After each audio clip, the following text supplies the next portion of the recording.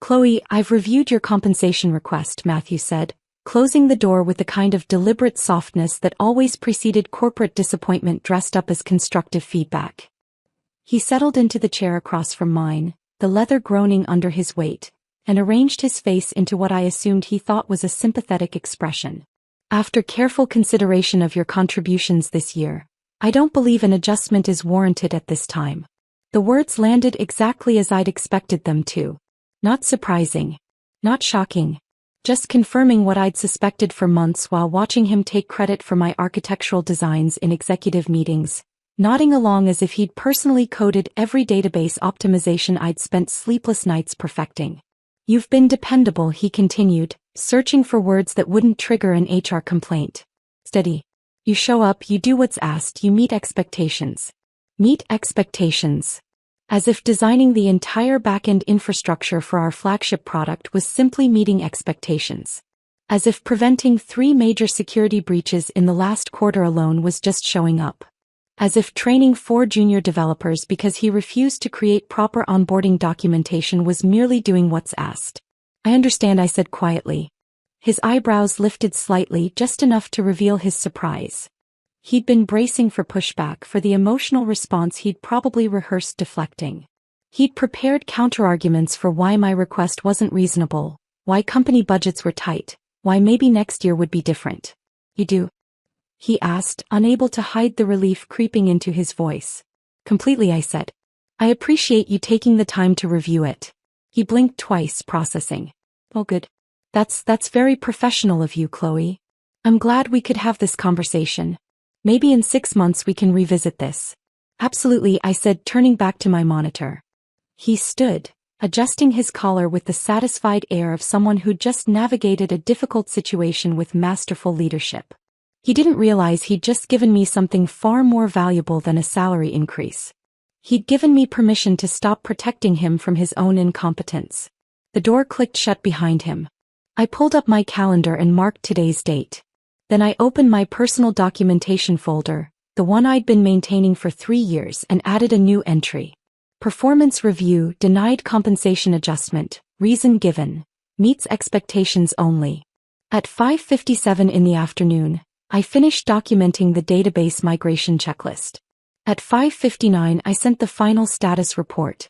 At 6 o'clock exactly I closed my laptop. My phone buzzed immediately. Matthew's name flashed across the screen. I watched it vibrate against my desk, counted to 10, then picked up my bag and walked toward the elevator. The phone buzzed again as I reached the lobby. Then again in the parking garage. By the time I'd driven 3 blocks I had 7 missed calls. I stopped at a red light and glanced at the screen. 12 messages now, each one escalating from casual to concerned to urgent. Need quick clarification on the Riverside client deployment. Chloe, can you call me back? This is urgent, need your input ASAP. Client asking questions I can't answer, please respond. Where are you? I placed my phone face down in the cup holder and drove home. For dinner, I made pasta with roasted vegetables, opened a bottle of wine I'd been saving, and watched 2 episodes of a show I'd been too exhausted to enjoy for months. At 10:43 I went to bed. I slept deeply. The kind of sleep that only comes when you finally stopped carrying weight that was never yours to carry in the first place. Before I continue, subscribe and write in the comments which city you're watching from. I want to see how far my story reaches. I'm Chloe Harrison, 38 years old, Senior Systems Architect at Propel Digital Solutions. For the past 5 years, I've been the invisible infrastructure holding together a department that would collapse without me, reporting to a manager who understood technology just well enough to take credit for it. Matthew Cross, 42, had perfected the art of looking competent. He wore expensive suits, spoke confidently in meetings using buzzwords he'd clearly memorized from LinkedIn articles, and had somehow convinced upper management that his leadership was the reason our systems ran smoothly. What upper management didn't know was that Matthew couldn't deploy a simple update without my guidance. He didn't understand our code-base architecture. He couldn't troubleshoot server issues. He had no idea how our client integrations actually functioned. And he'd been covering this gap by forwarding every technical question directly to me, then repackaging my answers as his own insights. For 5 years I'd enabled this arrangement. I'd answered his panicked messages at midnight. I'd fixed his mistakes before anyone noticed them. I'd written the technical documentation he presented as his own. I'd made him look brilliant while being told I was merely meeting expectations. That arrangement ended yesterday at 6 o'clock. The next morning I arrived at 9 o'clock. Not 8:45 like usual. Not 8:30 to get a head start. 9 o'clock exactly because that's what my contract specified. Matthew was already at my desk, coffee in hand, jaw tight. "Chloe," he said, trying to keep his voice level. "Didn't see your responses last night." "I logged off at 6, I replied, settling into my chair and opening my laptop with unhurried precision. "Yes, but there was a situation with Riverside. They had questions about the deployment. Company policy states that after-hours communication should be reserved for genuine emergencies only," I said calmly. "Was this a genuine emergency?" He stared at me like I'd spoken a foreign language. "It was urgent." "Urgent and emergency aren't the same thing," I said.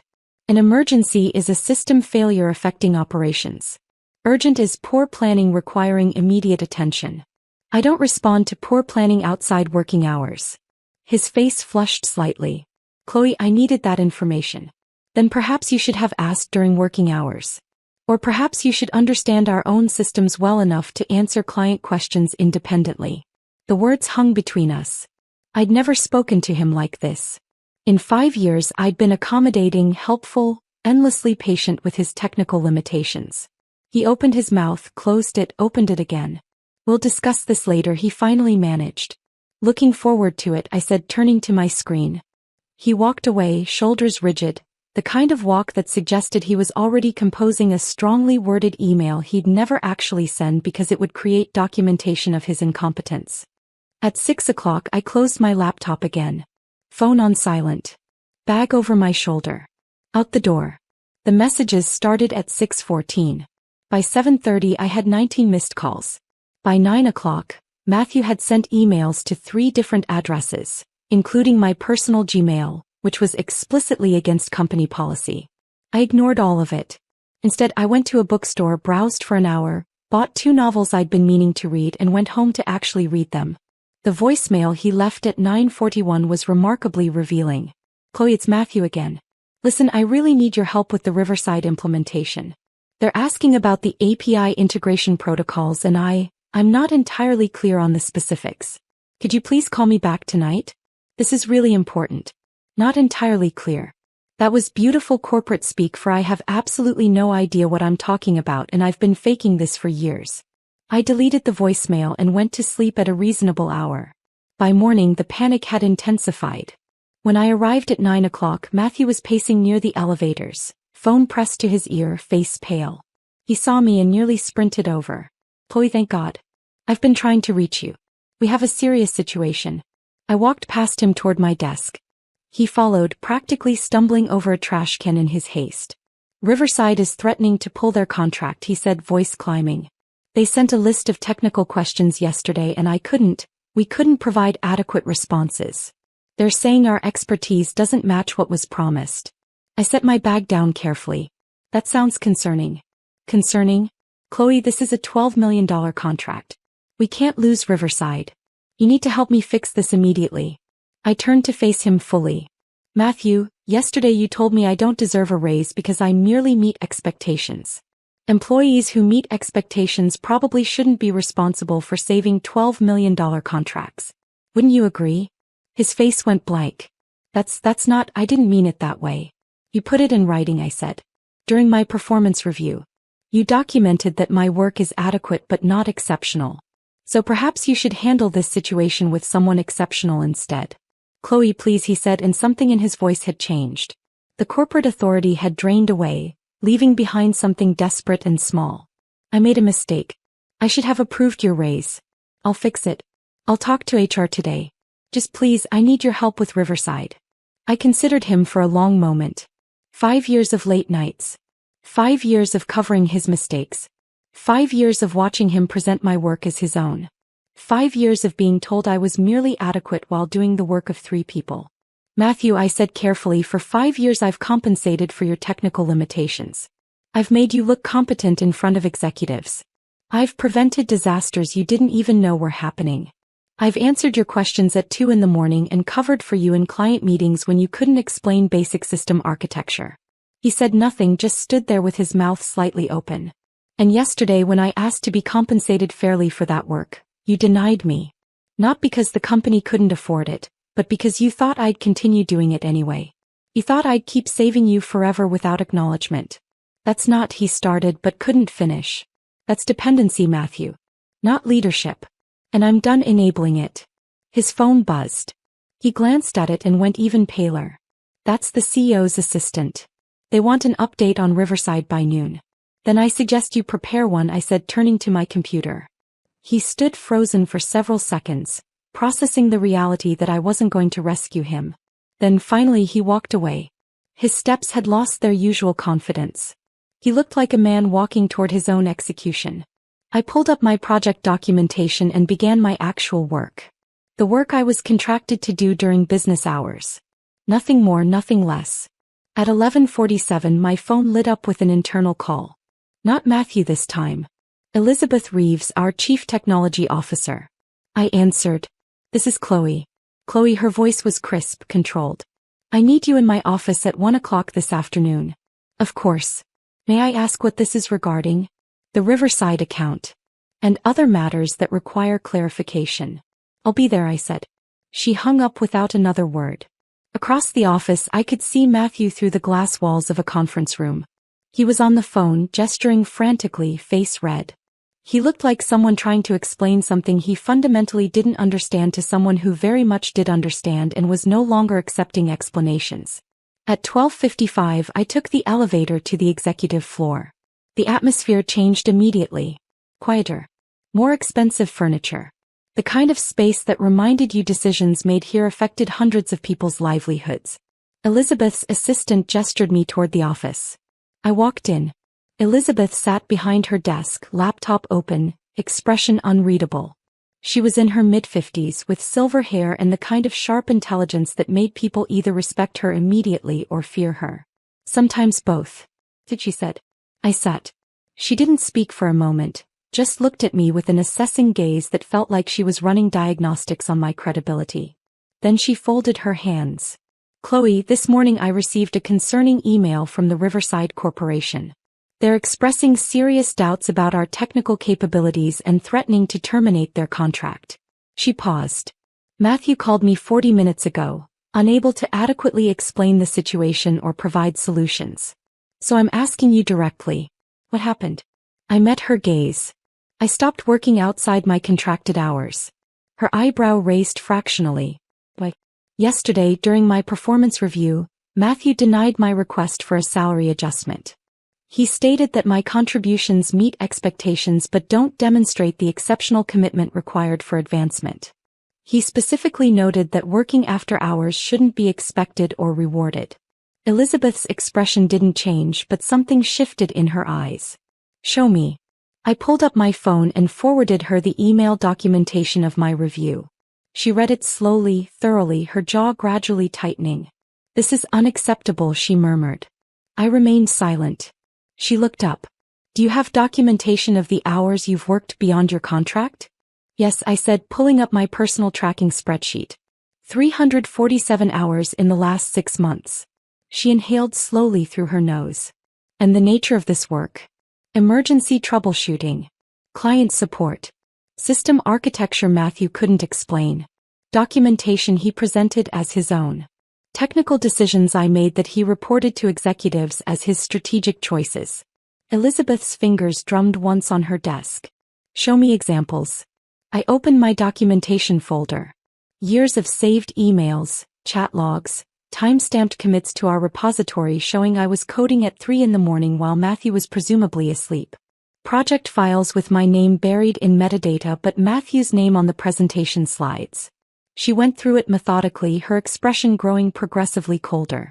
When she reached a particular email chain where Matthew had asked me how to explain API authentication to a client, then forwarded my exact explanation as his own response, she actually closed her eyes briefly.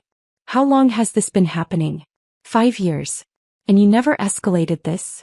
I requested additional team resources multiple times. Matthew denied them, stating budget constraints. I requested recognition for my contributions. He said it was important to present a unified leadership front. I requested fair compensation. Yesterday he told me I was simply meeting expectations. Elizabeth was quiet for a long moment. Then she picked up her phone and dialed. Linda, I need you in my office immediately. Bring Matthew's personnel file and Chloe Harrison's employment records. Yes, no. She hung up and looked at me again. The Riverside situation. Can you resolve it? Yes. They want clarification on integration protocols and security measures. It's a 30-minute conversation with their technical team. Why hasn't Matthew handled this? Because Matthew doesn't understand our systems at a technical level. He never has. I've been translating and explaining for 5 years. And you're willing to let a $12 million contract collapse to prove that point? I considered my words carefully. I'm willing to enforce professional boundaries that should have existed from the beginning. If $12 million depends entirely on one person working unpaid overtime indefinitely, then the problem isn't that person's boundaries. The problem is systematic dependency that should never have been allowed to develop. She almost smiled.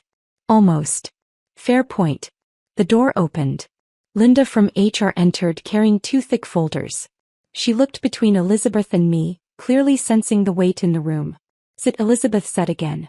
Linda sat, placing the folders on the desk. Elizabeth gestured to me. Linda, Chloe has brought some concerning information to my attention regarding her working conditions and Matthew's management practices. I need you to review this documentation while I ask some questions. She slid my printed materials across the desk. Linda began reading, her expression shifting from neutral to concerned to alarmed. Elizabeth turned back to me. Walk me through a typical week of your responsibilities. I listed them. System architecture and design. Database optimization and maintenance. Client technical support. Security monitoring and response. Code review for 3 junior developers. Emergency troubleshooting at all hours. Translation of technical concepts for Matthew to present to non-technical stakeholders. Documentation of all systems because our official documentation was incomplete. Training new hires because Matthew couldn't explain our infrastructure. And Matthew's responsibilities? Attending meetings. Sending emails. Presenting my work to executives. Taking credit for successful projects while blaming system issues on my implementation when things went wrong. Linda looked up from the documents, face pale. Chloe, this shows Matthew forwarded 43 technical questions to you in a single month, then presented your answers as his own expertise. Some of these were sent to clients directly with his name on them. That's correct. Elizabeth leaned forward. Did Matthew ever acknowledge your contributions publicly? No. Did he defend you when executives questioned technical decisions? No. Twice he implied the issues were due to my implementation rather than explaining the actual constraints. Did he compensate you for after-hours work? No. He said I should consider it professional development. Elizabeth's jaw clenched. Linda, in your professional opinion, do these management practices constitute a violation of our employment policies? Linda didn't hesitate. Yes. Multiple violations. Misrepresentation of employee contributions. Coercive unpaid labor practices. Retaliation for requesting fair compensation. Creating a single point of failure in critical operations. This is actually worse than most cases I've seen. Elizabeth nodded slowly. Chloe, you understand that if we'd known the extent of this situation, we would have intervened? I chose my words carefully. I trusted that performance reviews were meant to be honest assessments. When Matthew documented that I was merely meeting expectations despite everything I've described, I realized he had no intention of ever acknowledging the actual scope of my contributions. That was clarifying. Elizabeth stood and walked to her window looking out at the city. After a long silence, she turned back. Here's what's going to happen. First, you will contact Riverside immediately and resolve their concerns. I will personally inform them that you are our senior technical authority on this account, not Matthew. I nodded. Second, Linda will conduct a full investigation into Matthew's management practices. He will be placed on administrative leave effective immediately while we audit his project oversight. Matthew won't be my supervisor. Matthew won't be anyone's supervisor until we determine whether he still has a position at this company. Linda made a note. Third, Elizabeth continued, your compensation. What did you request? A raise of $15,000 annually, bringing me to $135,000. Elizabeth didn't blink. You're now at $155,000 effective immediately. Plus back pay for the last year at the adjusted rate. Plus a bonus of $25,000 for the work you've performed beyond your role. I kept my expression neutral, but my heart rate kicked up. Linda, Elizabeth said, process this today. Not next week. Today. Understood. Elizabeth looked at me again. I'm sorry this happened, Chloe. You deserved better. From Matthew. From this company. We failed to protect you from an exploitative situation, and that's unacceptable. Thank you, I said quietly. Now, she said, grabbing her phone. Let's save this Riverside contract and then figure out how to prevent this from ever happening again.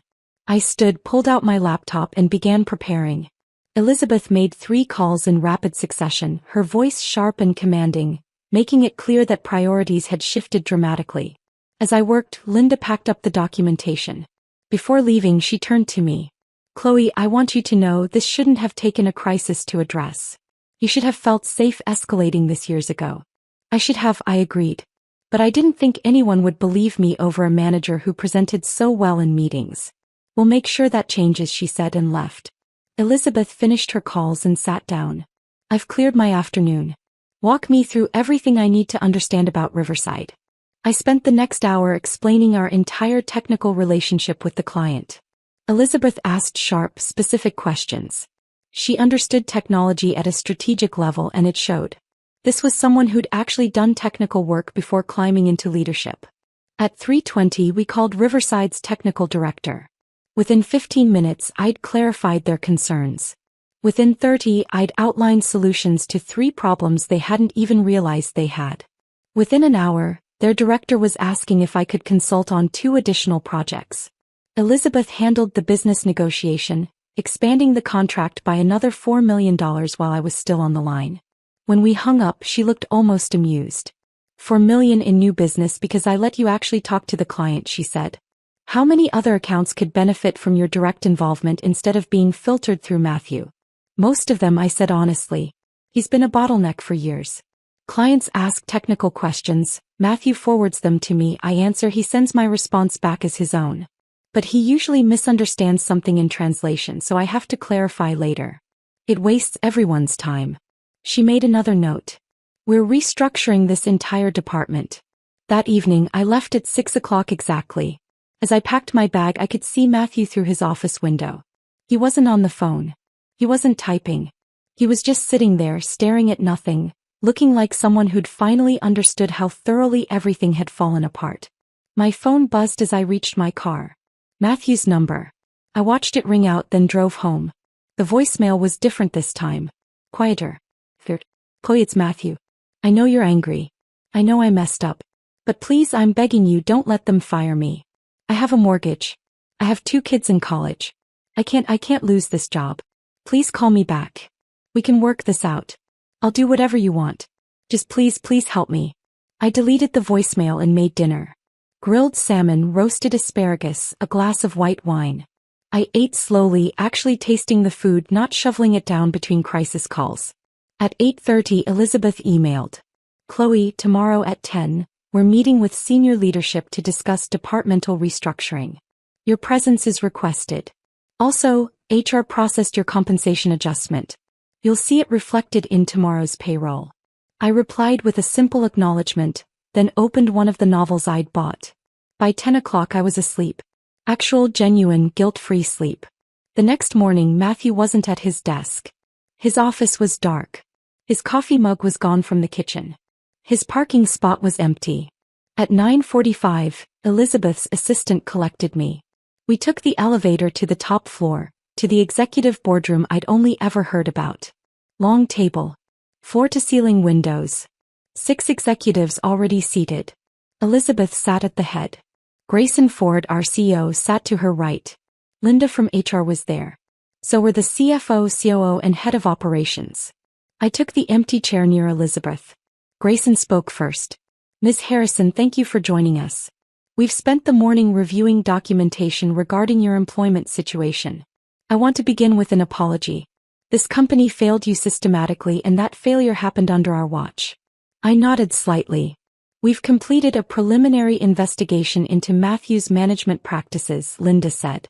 The findings are, frankly, damning. Misrepresentation of work product. Systematic exploitation of an employee. Failure to develop his direct reports. Creating critical dependencies that put the company at risk. And when confronted with his inadequacies, attempting to blame the employee he'd been exploiting. Elizabeth added, we've also discovered that 3 other clients have specifically requested you for technical discussions after being dissatisfied with Matthew's explanations. That suggests this problem was visible externally, which is even more concerning. Grayson leaned forward. Chloe, we'd like to understand what you need going forward. Not what we think you need. What you actually need to do your job effectively. I thought about this. I can't be the only senior architect anymore. I need at least 2 more architects, 3 additional engineers, and a dedicated DevOps specialist. I need authority to make technical decisions without requiring management approval. I need direct access to clients. And I need the title that actually reflects the work I'm doing. The CFO pulled up a spreadsheet. That's 7 new hires. Approximately $900,000 in annual salary costs. Compared to the $16 million we almost lost to Riverside? Elizabeth said.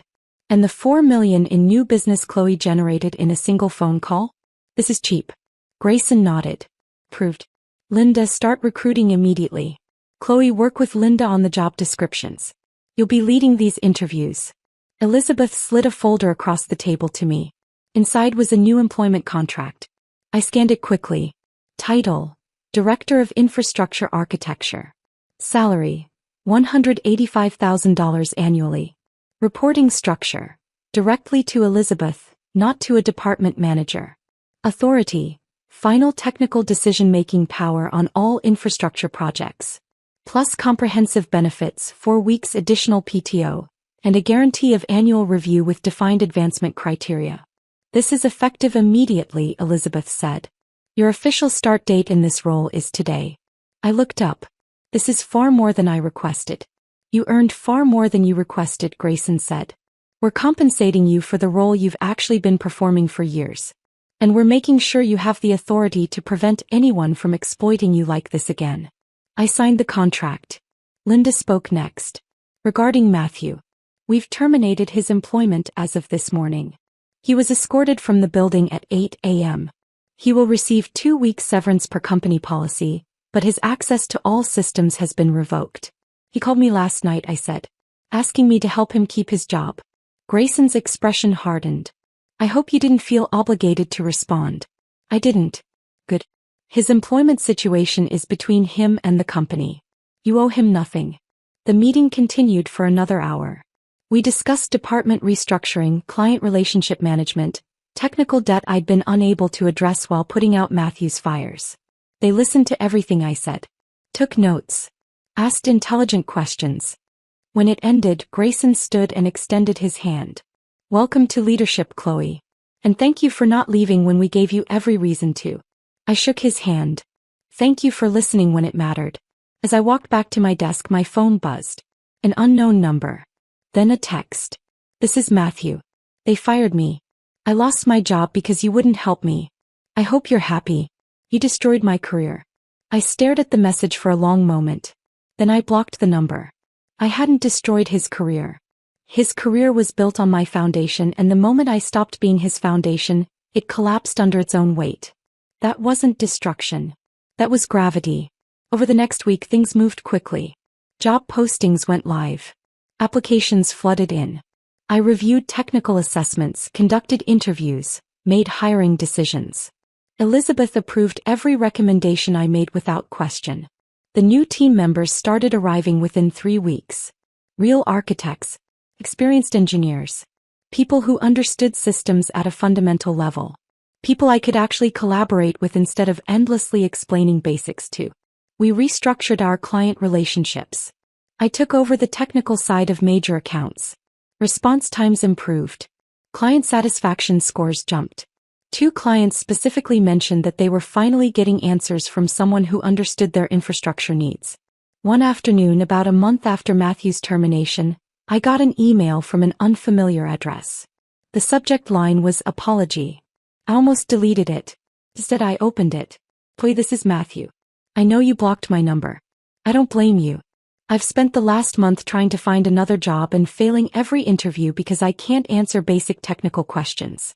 Turns out when you spend 5 years relying on someone else's expertise, you don't develop your own. I've had a lot of time to think about what happened. You didn't ruin my career. I ruined it by pretending to be something I wasn't and exploiting someone who was genuinely talented. I took credit for your work because I was insecure about my own abilities. I denied your raise because I was afraid that if you were recognized, people would realize how little I actually contributed. I was a terrible manager. I was a worse person. And you deserved none of what I put you through. I'm not asking for forgiveness. I don't deserve it. I'm just saying I finally understand what I did. And I'm sorry. Truly, genuinely sorry. I hope you're doing well in your new role. You earned it, Matthew. I read it twice. Then I filed it away in my documentation folder and moved on with my day. Some apologies don't require responses. Some people need to sit with the consequences of their actions without being absolved. And some situations close themselves without needing formal endings. 6 months later, my team had grown to 11 people. We'd overhauled 3 major client systems. We'd eliminated 80% of our technical debt. We'd implemented proper documentation and training protocols. We'd created redundancy so that no single person was ever again the only one who understood critical systems. Elizabeth stopped by my office one afternoon. "How's the team?" "Excellent," I said.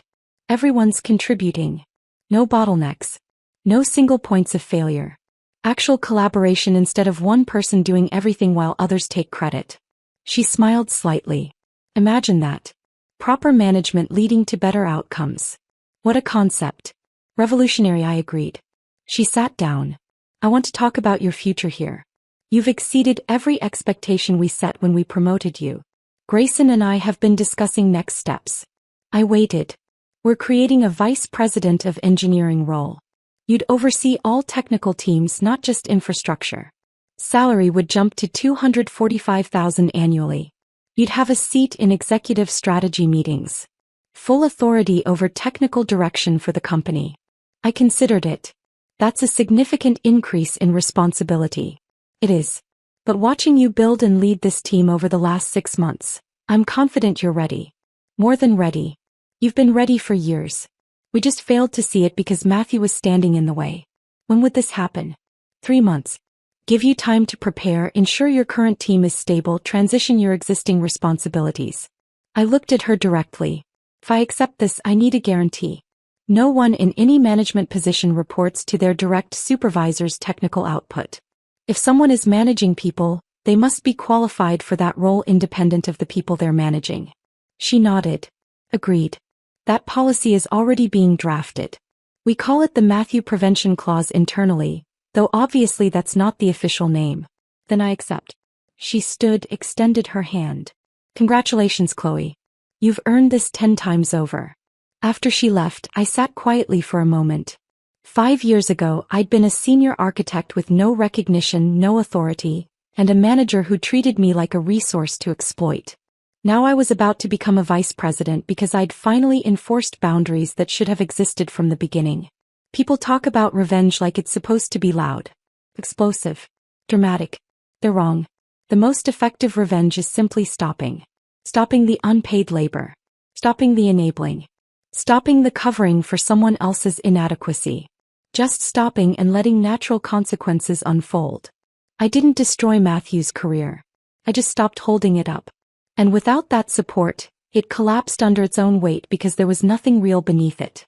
He'd built his professional life on my foundation, and the moment I removed that foundation, everything fell. That wasn't revenge. That was just reality catching up.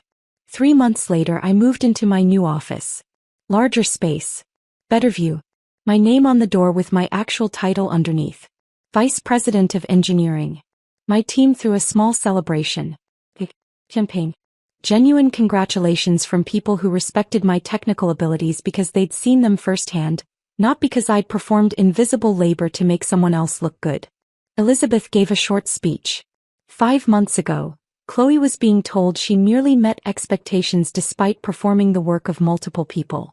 Today she's leading our entire engineering organization because we finally had the sense to recognize what she'd been contributing all along. This is what happens when talent meets opportunity. And when talent stops being exploited by incompetence. Everyone applauded. Some knew the full story. Others knew enough. They all knew I'd earned this position through actual merit, not through political maneuvering or taking credit for others' work. That evening as I was packing up, my phone buzzed. An unknown number again. I almost didn't answer, but something made me pick up. "Oh, Chloe?" It was Matthew's voice. Hesitant. Quiet. "I know I shouldn't be calling. I wanted to say congratulations. I saw the announcement about your promotion. You deserve it." "Thank you," I said neutrally. I'm working as a technical consultant now. Contract work. It's not great. Pays about half what I was making. But I'm learning things I should have learned years ago. Actually learning them instead of pretending I knew them." "I'm glad you're figuring things out," I said, meaning it. "I screwed up my entire career because I was too insecure to admit I didn't know something," he said. "I watched people like you actually understand technology, and instead of learning from you, I just took credit for your work and pretended that made me competent." A long pause. "Anyway," he continued, "I won't bother you again. I just wanted you to know that you were right. About everything. And I'm sorry I had to lose everything before I figured that out." He hung up before I could respond. I stood there for a moment, phone still in my hand, processing. Matthew had finally learned something genuine from this experience. Not technical skills. Something more fundamental. He'd learned that you can't build a career on someone else's foundation. You can't fake expertise indefinitely. And you can't exploit people without eventually facing consequences. It took losing everything for him to understand that. Some lessons only land when they're delivered by reality instead of words. I put my phone away and took one last look around my new office. Tomorrow I'd start leading strategic planning for our entire engineering organization. I'd be making decisions that affected hundreds of employees and millions of dollars in revenue. 5 years ago I was told I merely met expectations. Today I was setting them. And the only thing that changed was that I stopped accepting being undervalued. I stopped doing unpaid labor. I stopped covering for someone else's incompetence. I simply enforced professional boundaries and let competence speak for itself. That's not revenge. That's just refusing to be invisible anymore. 2 years passed. 2 years of building something real instead of propping up something hollow. My engineering organization grew to 47 people across 6 specialized teams. We launched 3 major products that became the company's primary revenue drivers. We reduced system failures by 92%. We improved deployment speed by 400%. Client retention hit record highs because technical problems were actually being solved instead of being obscured by management double talk. I hired based on competence, not on who interviewed well or who said the right buzzwords. Half my leadership team were people who'd been overlooked by previous managers because they were too technical, too direct, too focused on actual work instead of corporate performance theater. We created a culture where admitting you didn't know something was respected, not punished. Where asking questions was seen as intellectual curiosity, not weakness. Where learning was expected and fake expertise was exposed quickly. Elizabeth and I met monthly to review departmental performance. She never micromanaged.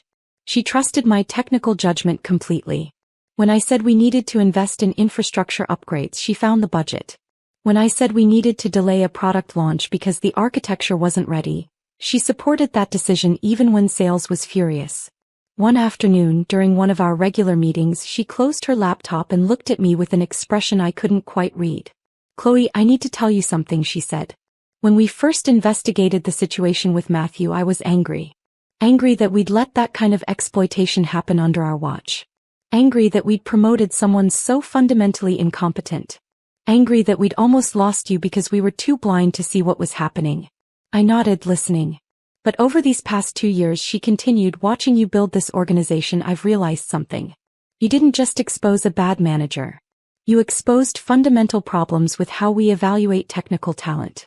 We were promoting people who looked like leaders instead of people who actually were leaders. We were rewarding performance theater instead of performance. That's a common problem," I said. "It is. And you've helped us fix it." She leaned forward. "Grayson is retiring next year. The board is already discussing succession. Your name has come up multiple times." "PO succession?" "Yes." I sat back genuinely surprised. I'm an engineer. I've spent my career building systems, not running companies. And Grayson spent his career in operations before becoming CEO, Elizabeth said. The next leader of this company needs to understand our actual value proposition, which is technical excellence. They need to understand our products at a fundamental level. They need to be able to spot incompetence before it becomes systemic. You have those qualities. That's a significant leap from VP of Engineering. She agreed. Which is why I'm telling you now, not next month. You'd have a year to prepare. Shadow Grayson. Learn the financial side, the board management, the strategic partnerships. But the technical foundation you'd bring would be invaluable. I need to think about it. Of course. Take your time. But know that multiple board members have specifically asked about you after seeing the transformation you've led. You've made believers out of people who typically don't believe engineers can run companies. After she left, I sat in my office processing. Running the entire organization. Making decisions that would affect hundreds of employees, thousands of clients, millions of dollars. 3 years ago, I was being told I didn't deserve a $15,000 raise. Now I was being considered for CEO succession. The irony wasn't lost on me.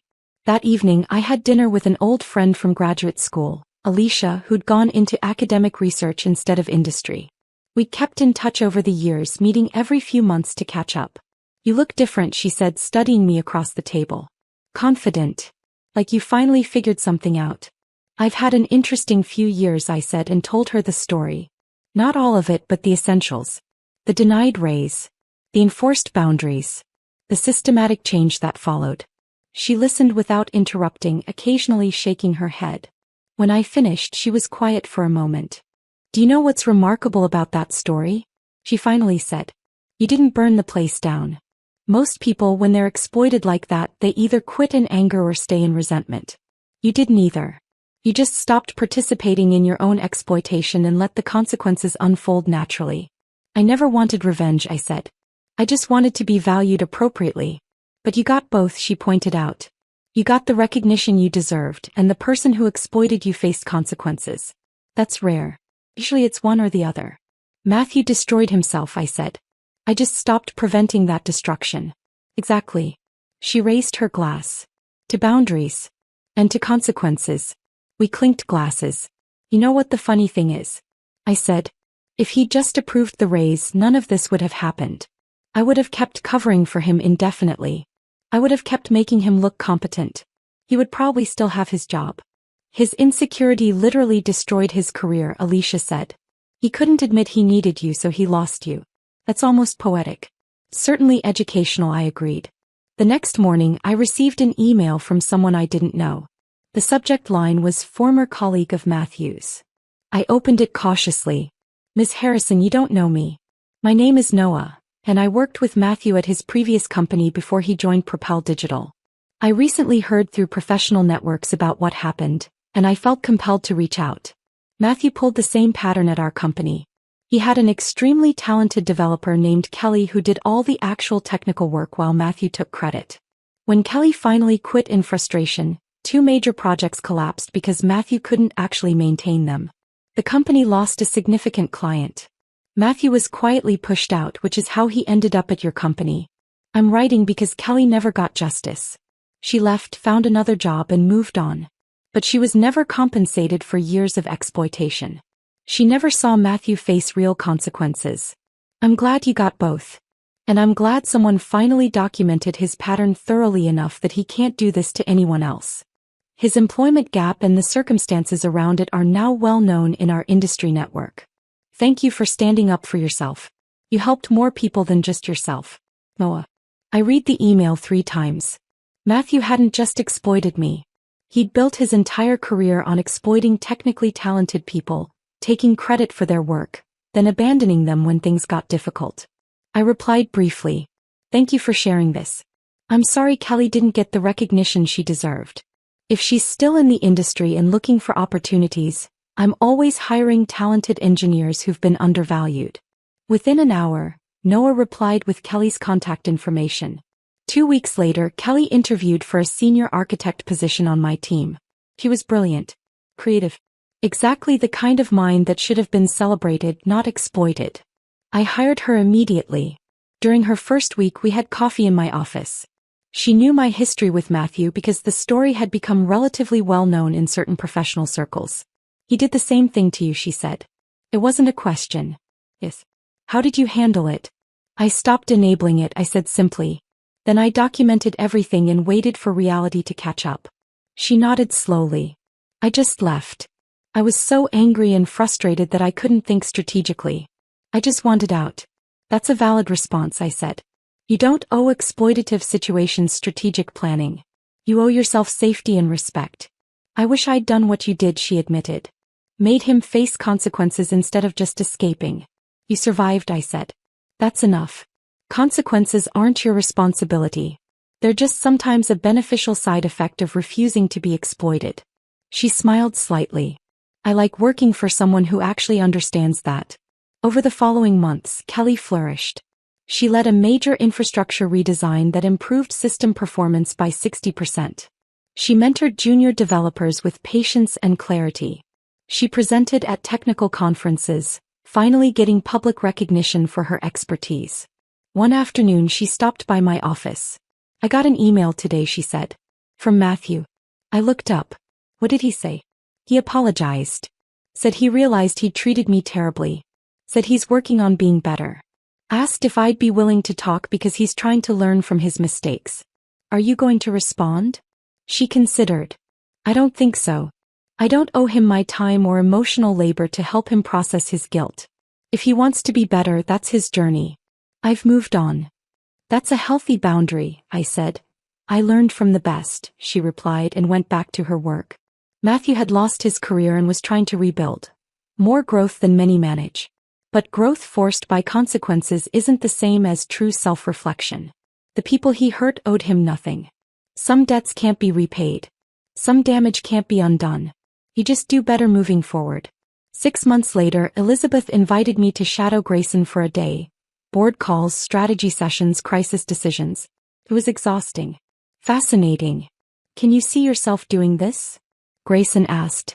I don't want to lose touch with the technical reality, I said. That's exactly why we want you, he replied. We need someone who understands what's actually hard, not just what sounds impressive. Over the next year, I took on executive responsibilities, learned finance and governance, and earned the board's trust. When they offered me the CEO role, $420K base, equity, full authority, I accepted. My first acts? Promote Kelly to VP of Engineering, and launch the Fair Attribution Initiative. Mandatory documentation, transparent promotions, protection for whistleblowers. Internally, they called it the Matthew Laws. I didn't mind. Let that be his legacy. Within 3 years, the company tripled in value. At a leadership conference, I told my story about being invisible, then choosing to stop enabling exploitation. Afterward, a young engineer named Anna approached me, tears in her eyes. I'm in your old situation. Start documenting everything, I told her. Enforce your boundaries. Stop saving your manager. If they fire you for it, they're doing you a favor. Watching her walk away, I thought of my younger self. The one who would have kept propping up an illusion just to feel needed. She would have stayed invisible forever. 5 years after being told I didn't deserve a raise, I was see. 8 years later we went public. The company hit $2 billion in value. My stake, $80 million. I rarely think about Matthew now. He was just a chapter, not the story. I'm not grateful to him. But I am grateful to myself, for keeping records, enforcing boundaries, and refusing to rescue someone from consequences they'd earned. Real power isn't revenge. It's knowing your worth and stopping. Stopping the unpaid labor. Stopping the cover-ups. Stopping the support for a house built on your back. Matthew didn't lose his career because I destroyed it. Collapsed the moment I stopped holding it up. That's not revenge. That's gravity. And sometimes the most powerful thing you can do to someone who's exploited you is simply stop saving them.